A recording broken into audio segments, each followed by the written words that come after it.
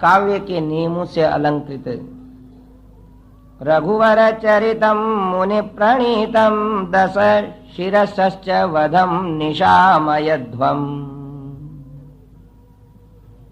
कुश और दव गाने के पहले, रामायण गान करने के पहले तदुपगत समास संधियोगम,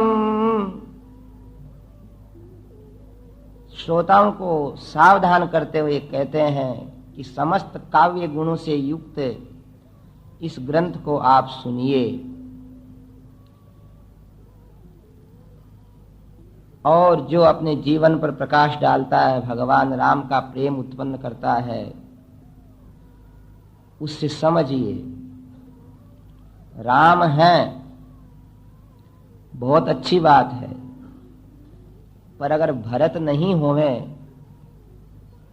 तो फिर स्वार्थ की बात हो जाएगी। एक भाई छोटे भाइयों से प्रेम करके अगर घर को छोड़ दे और छोटे भाई उस घर के अंदर अपना कब्जा करने लग जाएं तो फिर रामायण चरितार्थ नहीं होता। एक पक्ष तो कहीं कहीं मिल जाता है, पर दोनों पक्ष जहां मिलते हैं वहां शांति का साम्राज्य स्थापित होता है। देखो, अयोध्या के राज्य की ये स्थिति हो गई कि राम ने तो पिता की आज्ञा से छोड़ दिया और भरत ने भाई का हक है मेरा नहीं इसलिए छोड़ दिया। अब तो वो गाथा आएगी जिसमें अयोध्या के दो राजकुमारों को जब तराजू पर तोलते हैं तो तराजू के पलड़े दोनों बराबर हो जाते हैं, न एक नीचे झुकता है न एक ऊपर उठता है। बोल अयोध्यानाथ भगवान। सारे जगत के लोग सोचते हैं कि अयोध्या के अंदर कोई मनुष्य नहीं है। अयोध्या में ये चारों कुमार भारतीय व्यक्तियों को धर्म का शिक्षण देने के लिए एक अलग अलग प्रारूप हैं। श्री राम ने सब कुछ छोड़ दिया पिता की आज्ञा के लिए, पितृदेवो भव कहने के लिए, तो लक्ष्मण ने भगवान की सेवा करने के लिए सब कुछ छोड़ दिया। तो भरत ने भ्रातृ प्रेम से वलकल वस्त्र धारण करके नंदीग्राम के किनारे तपस्वी जीवन बना लिया। तो शत्रुघ्न अपने प्रजा की सेवा करने के लिए तत्पर होते हैं। ऐसे दिव्य चरित्र को प्रभु की कृपा से जो प्राप्त होता है उसको आप लोग सुन रहे हैं। बिनु सतसंग विवेक न होई, राम कृपा बिनु सुलभ न सोई। भगवान की कृपा के बिना जो सुलभ नहीं होता।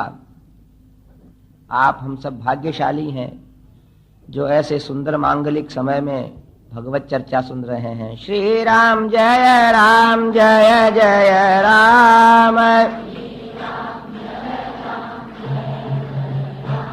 मैं श्री राम जय जय राम,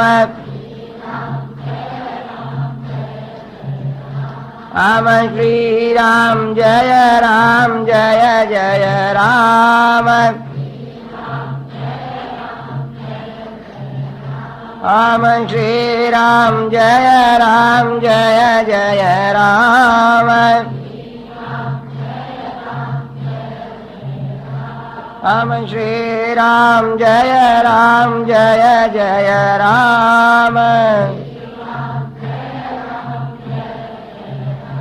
और ये राजा रामचंद्र भगवान की।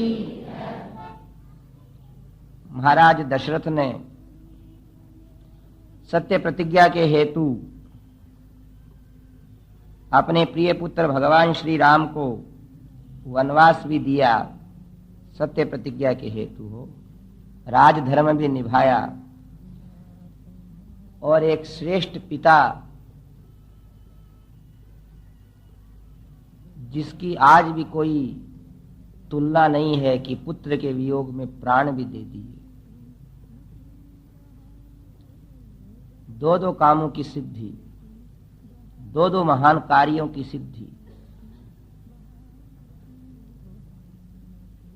कि एक तरफ सत्य प्रतिज्ञा निर्वाह के लिए राम को वनवास जाने के लिए कहते हैं, श्रेयसे वृद्धये तातय पुनरागमनाय च, कि हे बेटा कल्याण के लिए पुनः आने के लिए प्रस्थान करो, और दूसरी तरफ 6 दिन तक रोते बिलखते बिलखते अपने शरीर को चेतना शून्य करके धरातल से विदा हो गए। मानो दिव्य लोकों से नित्य प्रति राम की नवीन लीलाओं को देखने के लिए पधार रहे हैं। कोई नहीं है यहाँ, भरत शत्रुघ्न ननिहाल है, राम लक्ष्मण वन में है। इसलिए एक उपदेश ये भी है कि जब भगवान के पिता और माँ हैं, उनको कष्ट उठाना पड़ सकता है, तो हम लोग कष्ट उठाने के लिए क्यों नहीं कमर बांधे रहें। देखो, पुष्प तो कांटों में खिलते हैं। मालूम है भगवान कृष्ण के माता पिता को कितने दिन कारागृह में रहना पड़ा? 11 और 8 19 वर्ष तक। 8 वर्ष तक तो भगवान जन्म लेते हैं तब, और 11 वर्ष के वो हुए हैं तब तक मां कौशल्या सुमित्रा कैकेयी को भी वैधव्य दुख देखना पड़ा। भगवान को मानने को और धर्म को मानने का तो एक अद्भुत उत्साह होता है, जिसमें स्वयं में पालन करने में आनंद होता है। हमें सब सुविधाएं मिलें इसलिए हम धर्म का पालन करें, यह कोई ज्यादा उत्तम सोचने का ढंग नहीं है।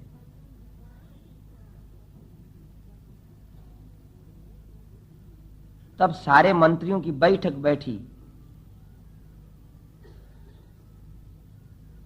और वहां निर्णय किया गया कि जहां राजा नहीं होता वहां कुछ नहीं होता। आक्रंदिता निरानंदा शास्त्र कंठ जनाविला अयोध्यायाम अवतता साव्यतीयाय शर्वरी।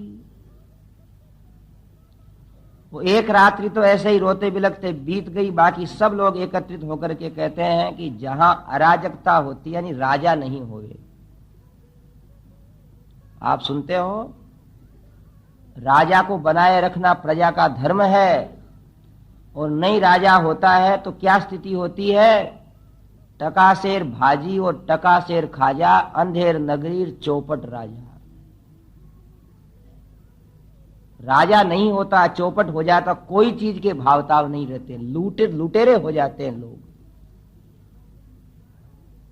यहां कहते हैं कि स्त्रियां तो जहां राजा नहीं होता वहां घर के बाहर पांव भी नहीं दे सकती, व्यापारी व्यापार नहीं कर सकते, देव पूजाएं बंद हो जाती हैं, उत्सव मनाए नहीं जाते, बाग बगीचे सूने पड़े रहते हैं, किसी को धन कमाने की इच्छा नहीं होती है।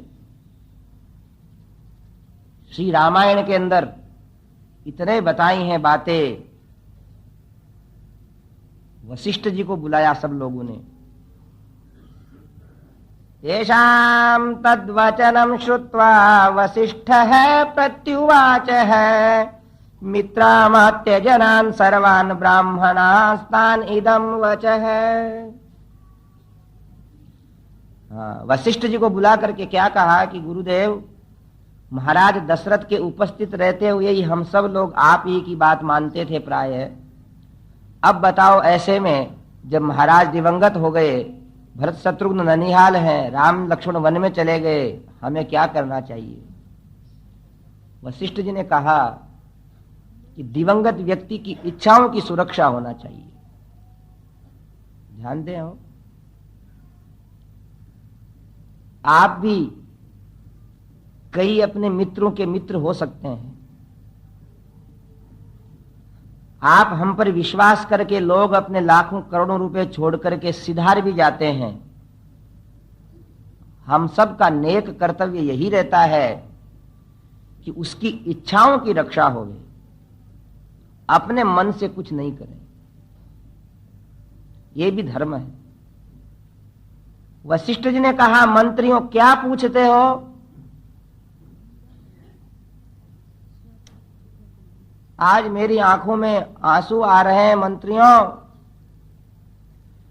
कि जिस भूपाल महाराज को मैंने युवा अवस्था में देखा, प्रौढ़ावस्था में देखा और अत्यंत वृद्ध होने के पहले ही आज हमारे महाराज नहीं रहे, हम लोग सब नेतृत्व विहीन हैं। हमारी अयोध्या रो रही है। ऐसे नरेश जिन्होंने अखिल कोटि ब्रह्मांड नायक भगवान नारायण को अपने घर में अवतार लेने के लिए प्रसन्न कर लिया, उन नरेश की क्या प्रशंसा करें। और जिन्होंने सत्य धर्म का पालन करने के लिए मृत्यु का स्वागत करके भी अपने प्रिय पुत्र राम को वन भेज दिया और भरत को राज्य दे दिया, तो उनके विचारों की रक्षा करो, अपने मन का कुछ मत करो।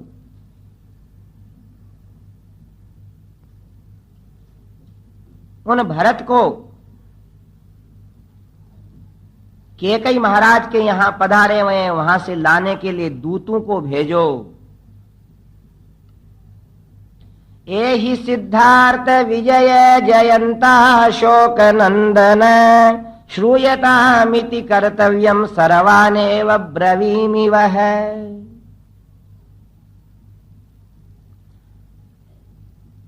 क्या कहा दूतों से? सिद्धार्थ विजय जयंत और अशोक नंदन कि आप लोग जाओ और बहुत सावधानी से रहना।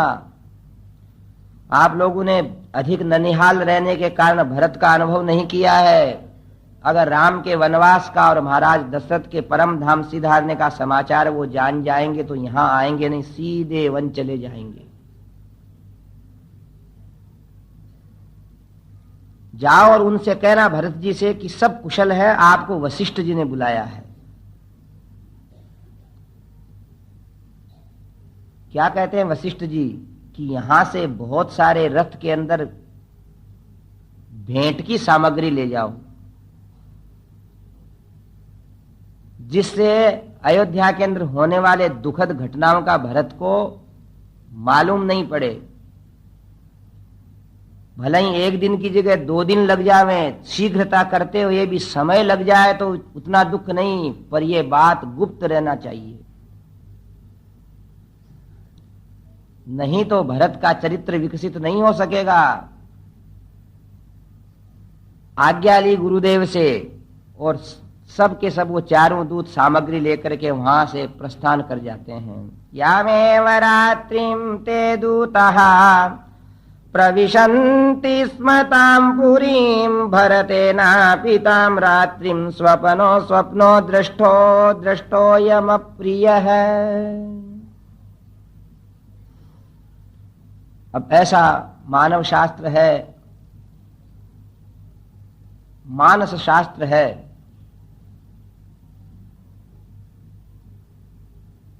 कि संसार में स्वप्न के अंदर, शकुनों के अंदर ऐसे कुछ न कुछ चिन्ह होने लगते हैं जिससे हमारे को आने वाले सुख और दुख का आभास होने लग जाता है। कोई कहते हैं ये तो सब बनावटी बातें हैं, बनावटी नहीं है वो।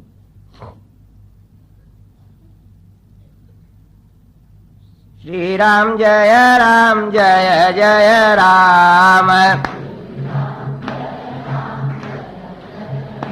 हम श्री राम जय जय राम,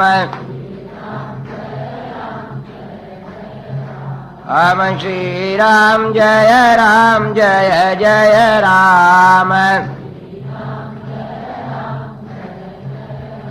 हम श्री राम जय जय आगे आओ, श्री राम जय जय राम, हम श्री राम जय जय राम, हम श्री राम जय जय राम, हम श्री राम जय जय राम, हम श्री राम जय जय राम, हम श्री राम जय जय राम। हम श्री राम जय जय राम। और ये राजा रामचंद्र भगवान की। होने वाली घटनाएं तो होती हैं, पर मनुष्य के हृदय को दुख सहने के लिए, दृढ़ बनाने के लिए ऐसी बातें सुनना चाहिए और ऐसी बातों का ज्ञान भी रखना चाहिए। देखो, ये संसार ऐसा है, संयोगः विप्रयोगान्तः पतनान्ति समुच्छ्रयाः पतनान्ता समुच्छ्रयाः। जितने भी संयोग हैं, पिता पुत्र का, माँ बेटे का, पति पत्नी का, भाई बंधुओं का, इष्ट मित्रों का, इन सब का एक दिन अंत क्या है? वियोग हो जाता है। पतनान्ता समुच्छ्रयाः, जितनी ऊंचाइयां हैं, उस समय की अयोध्या भी आज दिखने को नहीं मिलती, तो आज का बॉम्बे केलकटा भी मिलेगा नहीं।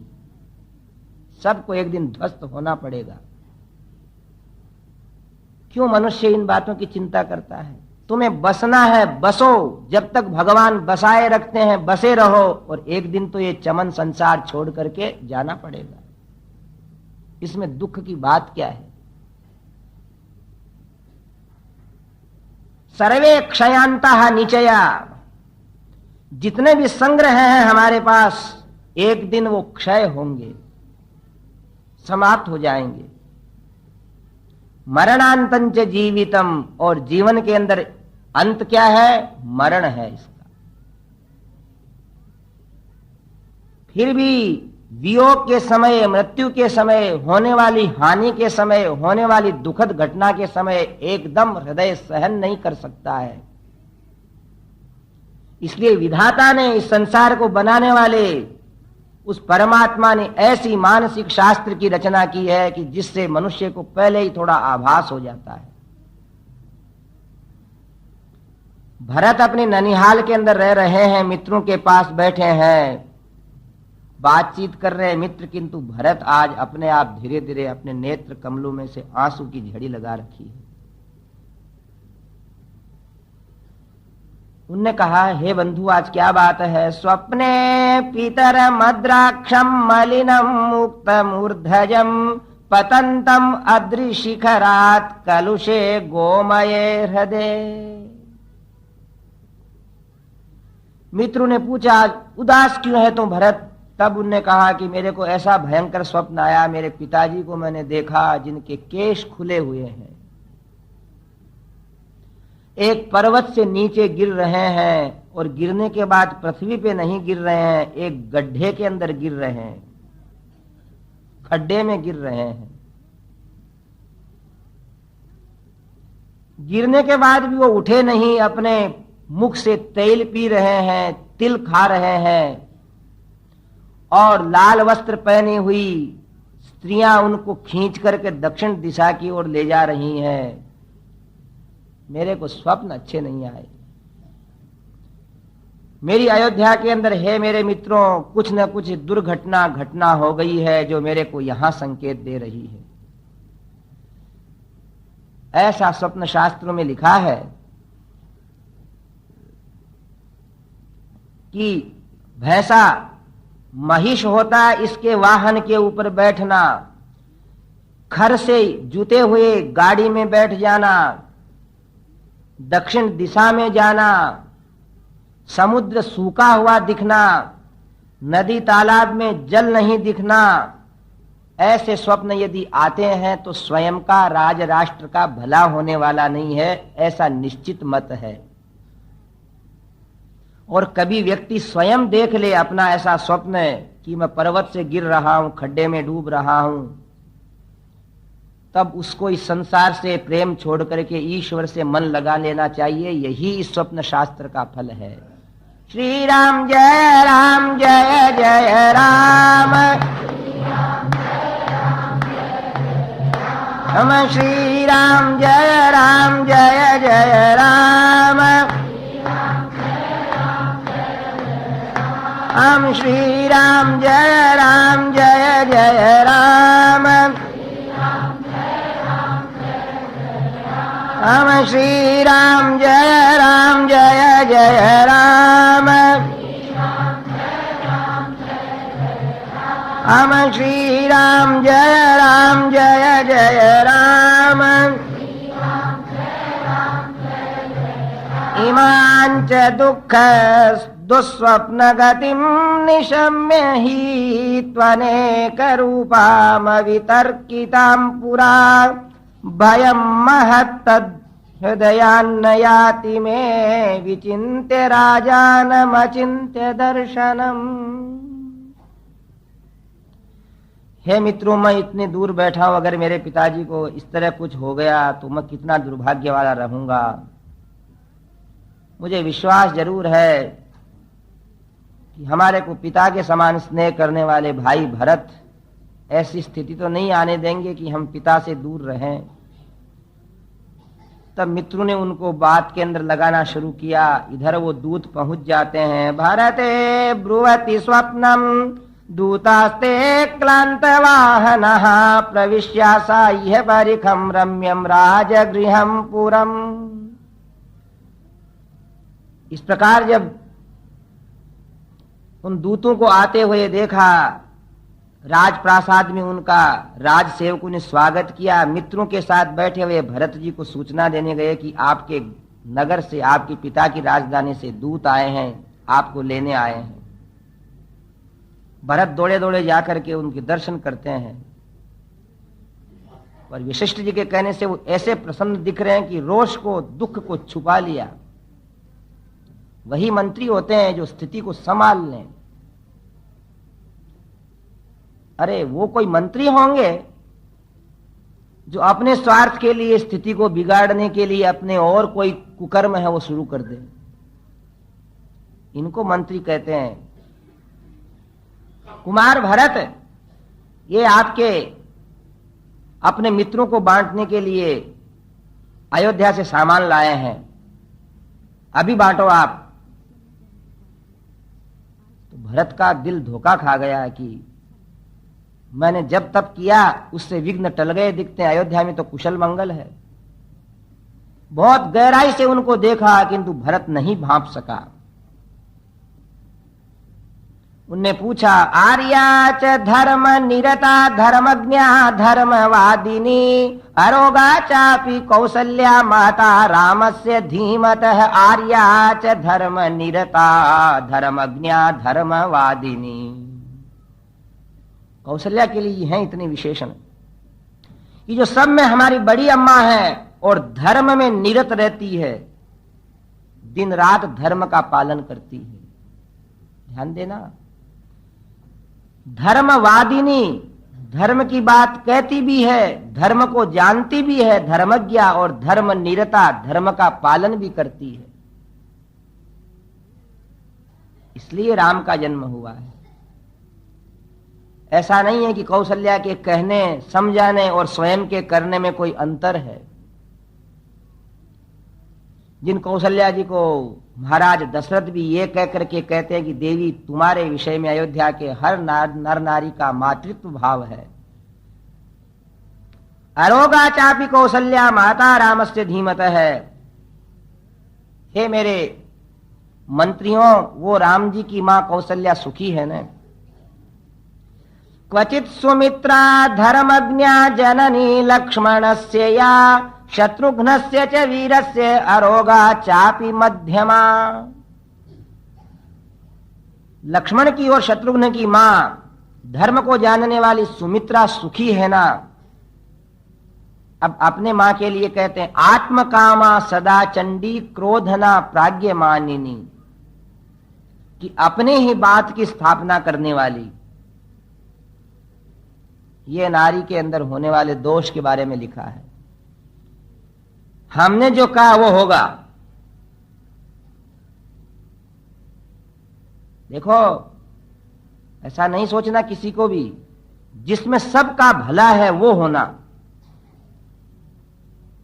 भरत कहते हैं सदा चंडी, जो क्रोध करती रहती है, अपने को बुद्धिमान मानती है, मेरी मां मेरे को जन्म देने वाली केकई प्रसन्न है ना। और दूत बोले महाराज आप जिनका पूछ रहे हो सब प्रसन्न हैं। हमें वशिष्ठ जी ने इतना कहा है कि आप जल्दी आइए। अब उन दूतों ने क्या किया, अब यहां यह नहीं लिखा है कि उनको साथ लाए क्या, वो सोचते हैं कि कहीं हमारे से निद्रा में राम जी के प्रेम में कुछ निकल जाएगा, कोई शब्द भरत को मालूम पड़ जाएगा तो सीधा चित्रकूट चला जाएगा। एक बार एक शहर में हमारे को एक भक्त ने कहा महाराज दशरथ को मान लेना था कि हाँ मैं भरत को राज्य दे देता हूं और फिर राम को वनवास दे देता हूं, तो न भरत राज्य लेते और न राम वनवास जाते। पर केकई ने ऐसा मांगा था कि राम तो वनवास आज ही चले जावें, इसलिए भगवान पधार गए थे। अब वो दूत क्या करते हैं कि हम चलते हैं भरत आप आ जाओ, हमारा रथ आगे चलता आपका थोड़ा पीछे चले, इसलिए अपने नाना के रथ को ही ले लिया भरत जी ने। वो मंत्री लोग बीच बीच में आ जाते उनके पास, बाकी दूर भी रहते उनसे। बले न गुप्तो भरतो महात्मा सहार्य कस्यात्मक समैरमात्यैहि आदाय शत्रुघ्नमपेत शत्रुर्गृहाद्ययौ सिद्ध इवेन्द्र लोकात्। अपने मामा के घर से प्रस्थान किया। सैप्रांग मुखो राज्य गृहाद अभिनिर्याय वीर्यवान ततः सुदामाम द्युतिमान संतीर्यावेक्षेताम नदीम। गांधार देश में इधर बहुत सुदूर पश्चिम में केकई नरेश का नगर था। पूर्व में आने लगे, कहां अयोध्या उत्तर प्रदेश में और कहां पश्चिम पाकिस्तान के किसी भाग में वो गांधार देश। पूर्व दिशा के अंदर मुख किए हुए रथ चल रहे हैं, आगे बढ़ रहे हैं, कई नदियां पार करी। आगे आते आते जब अयोध्या समीप आने लगी, अयोध्याम अग्रतो दृष्ट्वा सारथीं चेदमब्रवीत् एषा नाति प्रतीता में पुण्योदयाना यशस्विनी। रथ के ऊपर खड़े होकर के रथ के स्तंभ को पकड़ करके कुमार भरत अपने नेत्र अपलक रखते हुए देख रहे हैं और कहा कि सारथी मैं बहुत बार ननिहाल से आया हूं, किंतु अयोध्या के अंदर होने वाली मंगल ध्वनि मेरे को दूर से सुनाई दिया करती थी, आज कोई वाद्य भी नहीं बज रहे हैं। इन उद्यानों के अंदर यहाँ के विलासी स्त्री पुरुष घूमते थे, हवाखोरी करने के लिए आते थे। इन युद्ध के मैदानों के अंदर सैनिक लोग शिक्षा लेते थे। महात्माओं के आश्रमों के अंदर आकाश को स्पर्श करने वाला हवन का धुआं छाया रहता था। ऐसा कुछ नहीं दिख रहा है। इसका अर्थ है कि मैं जाने के बाद अयोध्या के अंदर सुख से अयोध्या को नहीं देख सकता। यूं सोचते सोचते राजद्वार आ गया। स्वतेना स्वतने सत्वनेकाग्र हृदयोद्वास्तम प्रचर्चितम जनम सूतम अश्वपते क्लांतम अब्रवीत तत्र राघवः। अयोध्या के मुख्य द्वार के अंदर से भरत ने जब प्रवेश किया तो वहां रहने वाले द्वारपाल ने कुमार की जय होकर के हाथ जोड़े, और जो ही भरत आगे अपने रथ को दौड़ाते हैं अपने सारथी से कहते हैं कि यहां राजमार्ग पे झाड़ू भी नहीं निकली है, लोगों के घर खुले पड़े हैं, कहीं पर्दे भी नहीं लगे हैं वातायनों के, मंदिर देवालों के अंदर मालाएं नहीं शोभा दे रही हैं। अपने पिता का घर आया, मां जहां रहती थी महाराज दशरथ हमेशा मिलते थे, उस घर में गए। अपश्यंस्तु ततस्तत्र पितरम पितुरालये जगाम भरतो द्रष्टुम मातरम मातुरालये। जहां महाराज दशरथ विराजमान रहते थे उस घर में, उस राजप्रासाद में झट से गए। अयोध्या के सैनिक, अयोध्या के मंत्री अभी बेखबर है कि केकई नंदन कब आए हैं। वशिष्ठ इत्यादि अवश्य ध्यान रख रहे हैं किंतु वो भी अपने घरों के अंदर बैठे राम के वियोग के दुख को सहन कर रहे हैं। कुछ लोग यूं भी सोच रहे हैं कि कैकेयी के लड़का कभी आवे कभी जावे, हमको क्या मतलब। जिस मां ने राम को वनवास दे दिया उसके पुत्र से क्या आशाएं की जा सकती थी। ऐसे अपने कल्पनाओं से भरत के लिए किसी ने उस समय कोई विशेष स्वागत की व्यवस्था भी नहीं की। अपने मां के घर में गए। अनुप्राप्तुम तु तम दृष्ट्वा कैकेयी प्रोषितम सुतम उत्पपात तदा हृष्टा त्यक्त्वा सौवर्ण मानसम। और सुवर्ण के सिंहासन के ऊपर अत्यंत प्रसन्न बैठी हुई वो कैकेयी उठ करके, आओ पुत्र। भरत का हृदय में संतोष हुआ कि मां प्रसन्न है, इसका अर्थ सब ठीक होना चाहिए। गोद में बैठा करके सिर सूंघा, पूछा बेटा तो कुशल है ना, तेरे मामा जी कुशल है ना?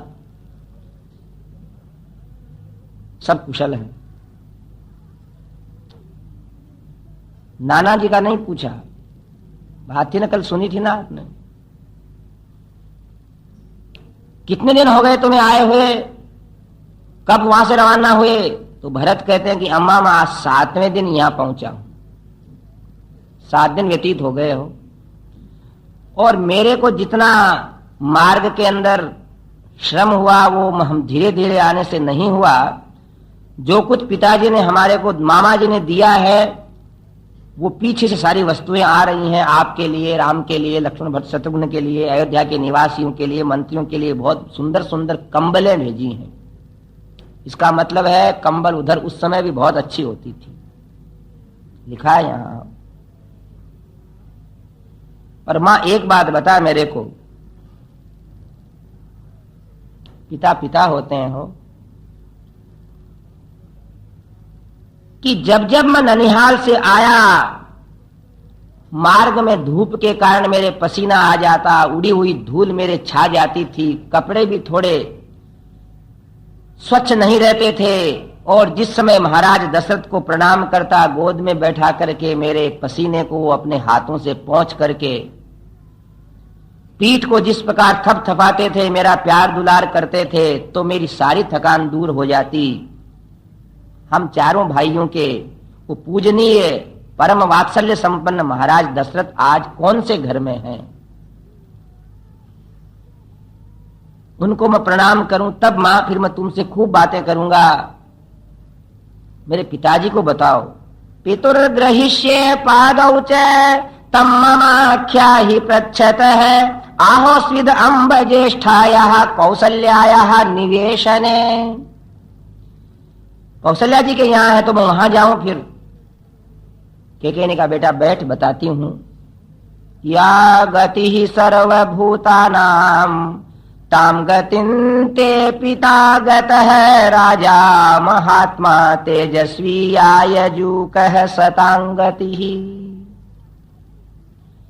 कि सारा संसार जहां जाता है वहां तुम्हारे महान तेजस्वी महात्मा पिता, अनेक यज्ञों के कर्ता उस सदगति वाले लोगों को चले गए। और भरत उसी समय मूर्छित होकर के, हे पिता,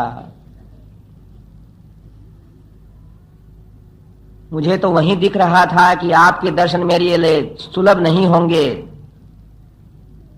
मां ने उठाया, बैठाया, बोले पुत्र इस प्रकार चिंतित मत हो। बहुत देर तक रोने के बाद जब आंसू ढल करके सूख गए, तब भरत ने सोचा कि मां, मैं यूं भी सोच रहा था कि ऐसा हो सकता, और मैं यूं भी सोच रहा था कि राम जी का अभिषेक होगा, इसलिए मेरे को बुलाया होगा। अम्बकेन त्यगाद राजा व्याधिना मय्यनागते धन्या रामादयः सर्वे यही पिता संस्कृतः स्वयं। मां क्या, अब क्या दूसरी बात यही पूछी जाती है कि क्या व्याधि हुई, क्या रोग हुआ महाराज दशरथ को? राम और लक्ष्मण बहुत धन्य हैं जिन्होंने उनका संस्कार किया। अब मेरे को वो अत्यंत सुख प्रदान करने वाला पिता का हाथ कभी प्राप्त नहीं हो सकता। इतना कहते कहते भरत कहते हैं कि अम्मा हुआ तो बहुत दुख है, पर जैसे तू कह रही है संसार को इधर जाना पड़ता है, महाराज चले गए, पर अभी महाराज चले गए तो क्या, महाराज से भी अधिक प्रेम करने वाले हमारे राम हमारे ऊपर बने रहें तो मुझ भरत को कोई दुख नहीं है। यो मे भ्राता पिता बंधुर यस्य दासोऽस्मि सम्मत है तस्य माम शीघ्रमाख्यायि रामस्य क्लिष्ट कर्मण है। यो मे भ्राता, और भरत को राम का मुख कमल याद आया तो प्रसन्नता हो गई पिता के मृत्यु के समाचार सुनकर के भी, कि आज तक तो राम जी से हम कोई बात कहते तो कहते पिताजी से पूछेंगे, पर अब तो वो टाल भी नहीं सकते हमारी प्रार्थना को कभी। तो कहते हैं यो मे भ्राता पिता बंधु, जो मेरे भाई हैं पिता के समान हैं, बंधु हैं, और जिनका मैं सेवक हूं वो कौशल्यानंदन हे मां राम कहां है, मैं उनके चरणों में प्रणाम करूंगा। हमारे रघुवंश के धर्म में तो माता जी यही है कि बड़ा भाई पिता के सदृश होता है, मैं उनके चरणों में जाकर के लेटूंगा। धर्मविद धर्मशीलश्च महाभागो दृढ़व्रत है, आर्ये किम ब्रवीद राजा पिता में सत्य विक्रम है। और मां, हमारे पिता जब इस संसार को छोड़ करके गए तो उनने मेरे लिए भी कुछ कहा होगा, और उनने उस समय क्या क्या कहा सो तुम बताओ। कि ये विचार में पड़ गई कि ये तो राम को इस प्रकार याद कर रहा है जैसा न यहाँ की प्रजा करती है न कोई और व्यक्ति। पर अवसर प्राप्त करके वो बोलती है कि तू पूछ रहा है ना कि भरत राम कहाँ, दशरथ क्या कह के गए हैं। रामेति राजा विलपन हासीते लक्ष्मणेति च समहात्मा परम लोकम गतो मति मतांवर है। महाराज ने राम, हे सीते और हे लक्ष्मण ऐसा बार बार रुदन करके आखिरी शब्द उनके राम लक्ष्मण और सीता यही थे, वो पहुंच गए। और साथ साथ ही क्या कह दिया कैकेयी ने कि हे पुत्र वो लोग भाग्यशाली होंगे जो 14 वर्ष बाद आने वाले राम जी को देखेंगे। तो भरत ने कहा मां तू कह क्या रही है, तू सच्ची क्यों नहीं बोलती, तेरी पहेलियां मैं समझ नहीं रहा हूं। अपने पुत्र के साथ तो ऐसा कैसा व्यवहार कर रही है, मैं रो रहा हूं, बार बार दुखी हो रहा हूं, और तू कभी कुछ क्यों 14 वर्ष बाद लोग दर्शन करेंगे उनके। तो कैकेयी ने कहा उन राम को महाराज ने वनवास दे दिया। तो भरत एकदम सोचते हैं वनवास राम को दिया गया है, पहले भी राजाओं को पुत्रों को वनवास। धर्म के अवतार हैं, धर्म के सेतु हैं, राम ऐसा कोई काम नहीं करेंगे कि महाराज को वनवास देना पड़े। फिर भी मां कह रही है झूठ तो बोलती नहीं है। पूछा अम्मा किसी ब्राह्मण का धन छीन लिया क्या राम ने, किसी निरपराधी को दंड दे दिया क्या, धर्म के साक्षात अवतार भूत राम ने किसी परनारी की ओर देख लिया क्या, ऐसा कौन सा अपराध हो गया जिसके कारण राम जी को वनवास दे दिया गया। अब तू मेरे को राम के वनवास का कारण बता। तब वो कैकेयी बोलती है कि पुत्र मैंने तेरे सौभाग्य के लिए ये सब किया है। महाराज ने उनको राज्य देने की तिथि निश्चित की और 2 वरदान के माध्यम से मैंने तुम्हारे लिए राज्य मांगा है और राम के लिए वनवास मांगा है, इसलिए राम वनवास गए हैं। राम में और कोई दोष नहीं है, तेरे को राज्यारूढ़ करने के लिए मैंने राम को वन भेजा है।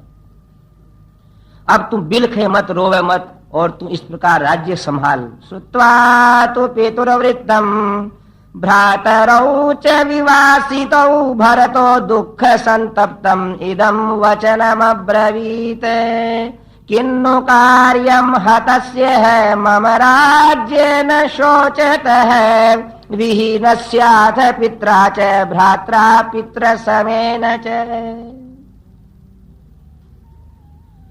क्रूर विधाता के विधानों को देखते हुए कुमार भरत कहते हैं कि हे मां तू मुझसे कह रही है कि तुम्हारी वृद्धि के लिए, किंतु आज तुमने एक अपने बेटे को कलंक का टीका लगा करके उसके यश का नाश करके अपने हाथों से मार दिया है। उन राम को वनवास भेज करके और पिता को मृत्यु के मुख में भेज करके, हे मां, तूने क्या कमाई की, तेरे में मातृत्व नहीं है। जिस प्रकार मैं तुझे प्रिय लगता हूं, वैसे राम भी अपने मां कौशल्या को प्रिय है। तुमने कौशल्या की सुख दुख को नहीं देखा, तेरे में मातृत्व ही नहीं है, नारीत्व नहीं है, स्त्रीत्व नहीं है, पत्नीत्व नहीं है। तेरे यहां एक क्षण भी रहना मेरे लिए पाप है। ऐसा भ्रातृवियोग से, पिता की मृत्यु से दुखी होकर के शत्रुघ्न और भरत एक दूसरे रुदन करने लगे। जब उन दोनों के रुदन को सुना, तब मंत्रियों को मालूम पड़ा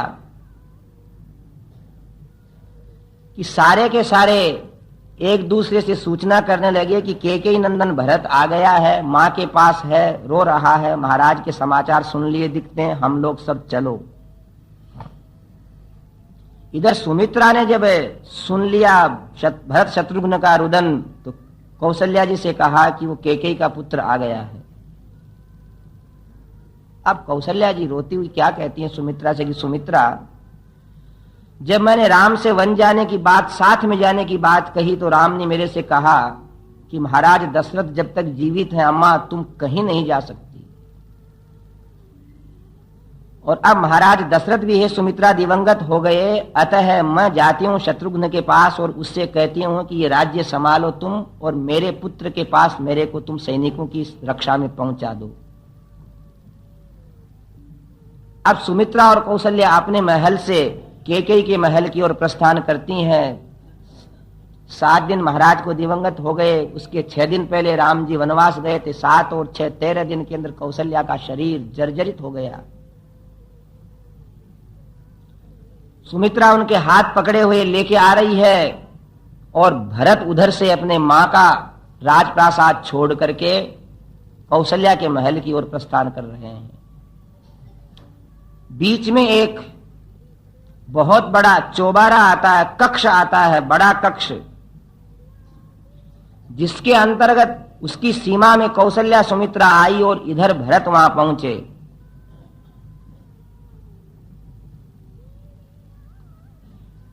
भरत ने पहुंच करके जो ही कौशल्या जी को प्रणाम किया,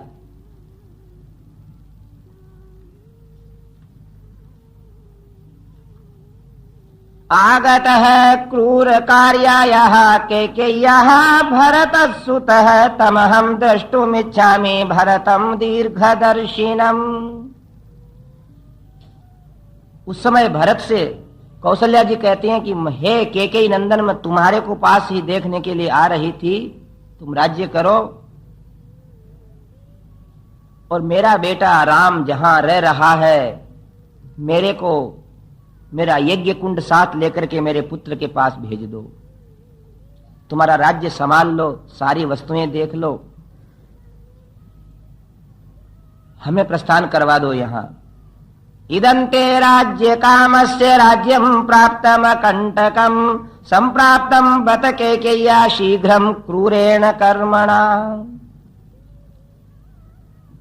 तब भरत मां से क्या कहते हैं कि हे जननी, क्रूर कर्म करने वाली मां केकई के बेटे से और क्या शंकाएं की जा सकती है। आर्ये कस्माद् अजानन्तं गर्हसे माम कल्मषम् विपुलांच मम प्रीतिं स्थितां जानासि राघवे। आर्ये कस्माद् अजानन्तं, चरणों में गिर गए